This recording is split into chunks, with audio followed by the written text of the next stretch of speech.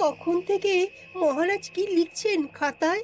মনে হচ্ছে সকাল থেকে চিন্তা ওনার মাথায়। হ্যাঁ, তাই মনে হচ্ছে। আমাদের সাথে কোনো কথাই বলছেন না, শুধু লিখে চলেছেন। একজন মানুষ মনোযোগ দিয়ে কাজ করছেন আর তোমরা ক্রমাগত বকে চলেছো। না, আসলে মহারাজ কি কারণে চিন্তিত সেটা জানতে না পারলে আমাদেরও চিন্তা হয় বই কি। হুম অর্থ বুঝলে, অর্থ। রাজকোষের অবস্থা খুবই খারাপ। আর সামনেই তো শিবরাত্রি পুজো। কিভাবে যে কি হবে কিছুই বুঝতে পারছি না। মহারাজ, এরকম হলে এবারে কিভাবে পুজো হবে? শিবরাত্রির পুজোয় তো অনেক খরচ। এত লোকজন আসেন, তাদের জন্য ভোগের প্রসাদের ব্যবস্থা করা তো মুখের কথা নয়। এবার তোমাদের সবাইকে দায়িত্ব নিতে হবে। আমরা সবাই। কি দায়িত্ব মহারাজ? আমি গতকাল তোমাদের রানীমার সাথে এই ব্যাপারে কথা বলেছি। রানীমা কি বললেন মহারাজ? দেখো, তোমরা সব সভাসদেরা যদি মুক্ত হস্তে দান করো আর রাজকোষ থেকেও যতটা সম্ভব অর্থ সাহায্য দিয়ে এবারে পুজো এবং ভোগের আয়োজন তাহলে সুসম্পন্ন করা যাবে। দানের চেয়ে বড় পুণ্যকর্ম আর কি আছে? যে সভাসদ সবচেয়ে বেশি দান করবে তাকে পরে কিছু অর্থ সাম্মানিক হিসেবে দেওয়া হবে। আচ্ছা মহারাজ। তাহলে আজ রাজসভার আলোচনা এইটুকুই রইল, বাকি কথা পরে হবে। বলি গিন্নি, আমি খুব সমস্যার মধ্যে আছি বুঝলে। হ্যাঁ, তোমার তো অর্থের টান ধরলেই আমার কথা মনে পড়ে গো। কি করে বুঝলে? বাবা, বুঝবো না? এতদিন ধরে তোমার সাথে সংসার করছি, তাও বুঝবো না? আমি কি আজকাল আর তোমার কাছে চাই বলো? আমার মা আমার নাম রেখেছিল পার্বতী, আর বলেছিল দেখিস তুই ভগবান শিবের মতন বর পাবি। তোমাকে পেয়েছি, কিন্তু সাথে পেয়েছি অভাব। হ্যাঁ, সে যতই অভাব হোক, মন্ত্রী মশাইয়ের মতো স্বভাব তো নষ্ট করিনি গিন্নি। সেই জন্যেই তো তোমার সংসারে পড়ে আছি গো, নইলে কবে এই চাল চুলোহীন সংসার ছেড়ে চলে যেতুম। হ্যাঁ, বলছি শোনো না, এই কিছু মোহরের খুব দরকার। এবার মন্দিরে শিবরাত্রির পুজো হবে, কিন্তু মহারাজ তেমন খরচ করতে পারবেন না। তাই কি? তাই আমাদের সব সভাসদদের বলেছেন দান করবার জন্য। এই দেখো, আমার যা গয়নাগাটি ছিল সবই তো বন্ধক রাখা আছে, নইলে বলতাম। আরে বাবা, সে তো জানি, কিন্তু আর কোনো উপায় নেই। কি বলি বলো তো? দেখি কি করা যায়। আরে বাবা রে বাবা, এত চিন্তা ভাবনা না করে বাবা মহাদেবের ওপর ভরসা রাখো গো, উনি কোনো একটা পথ দেখাবেন। দেখো, দেখা যাক গিন্নি, উনি এখন আমার আশা ভরসা।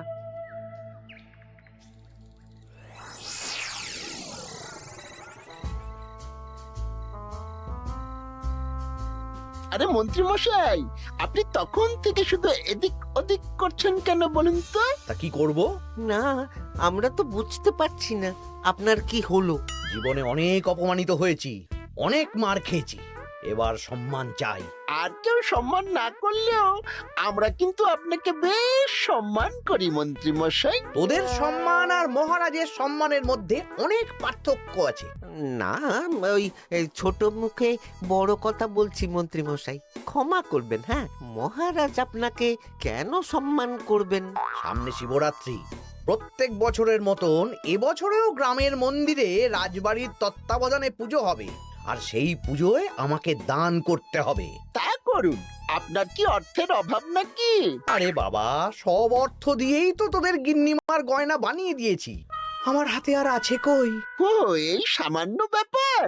আপনি মাছের তেলে মাছ ভাজুন। হ্যাঁ, আমিও তো তাই বলতে চাইছি। খোলসা করে বলতো তুই কি বলতে চাইছিস? মানে আমি বলতে চাইছি, আপনি আমাদের দায়িত্ব দিন, আমরা রাজ্যবাসীদের থেকে চাঁদা তুলবো, ভিক্ষে করব। আরো অনেক কায়দা করে অর্থ উপার্জন করে আপনার হাতে দেব, আর সেই অর্থ আপনি নিজের বলে চালিয়ে দেবেন। ব্যাস, তাহলে তো আমার 90% চিন্তাই মাথা থেকে নেমে গেল। ব্যাস, আর কোনো চিন্তা নেই।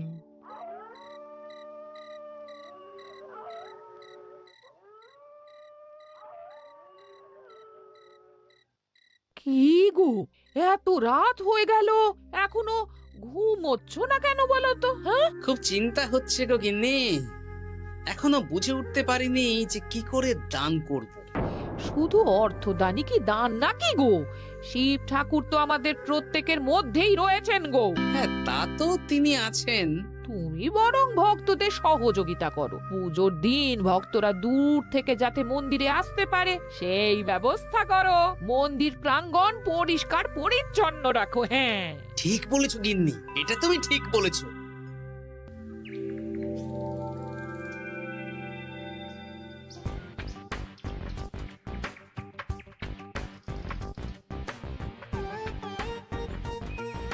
এই যে বাড়িতে কে আছেন?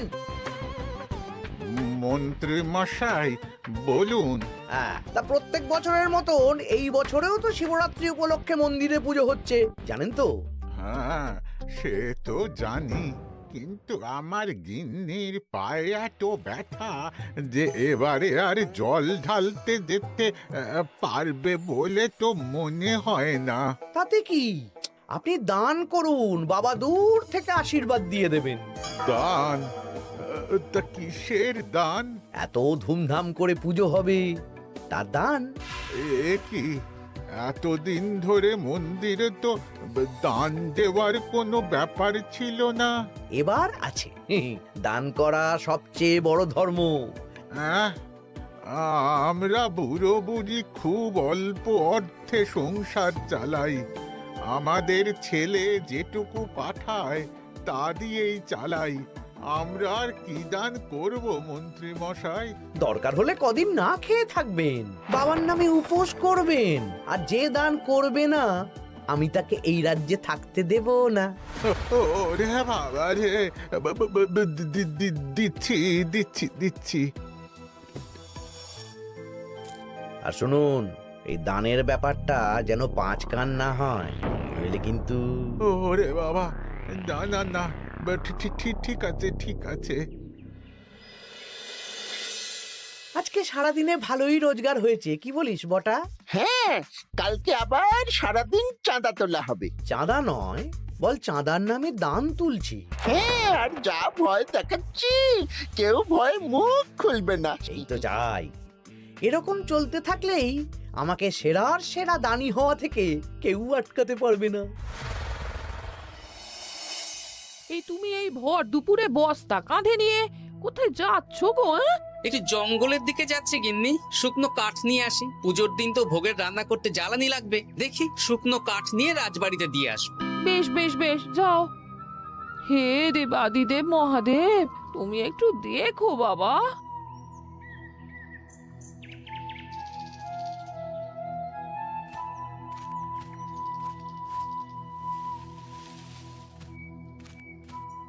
আরে আরে, নগেন খুঁড়ো না, এই সময় কাঠ কুড়োচ্ছ কেন?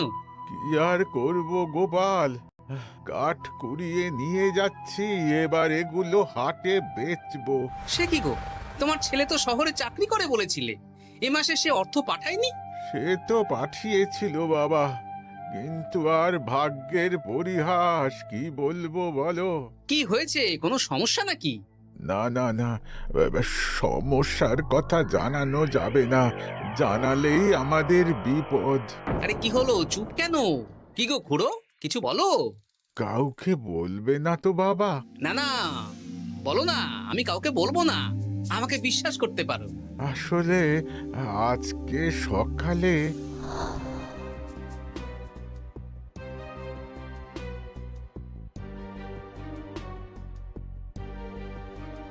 হ্যাঁ, মন্ত্রী মশাই? হ্যাঁ, শুধু আমাদের বাড়ি থেকে না, গ্রামের সব বাড়ি থেকে তুলেছে।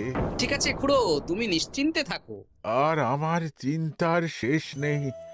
আমার গিন্নির কদিন ধরে এত পায়ে ব্যথা যে এবারে অতটা হেঁটে মন্দিরে বাবার মাথায় দুধ ঢালতে যেতে পারবে না।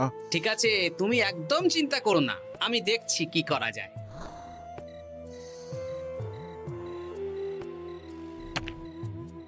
প্রহরী, এটা ভাড়ার ঘরে রেখে দিয়ে এসো। বলো গোপাল দিয়েছে, ভোগ রান্নার সময় জ্বালানি লাগবে তো, তাই এই কাঠ দিয়ে গেলাম। আচ্ছা গোপাল দাদা।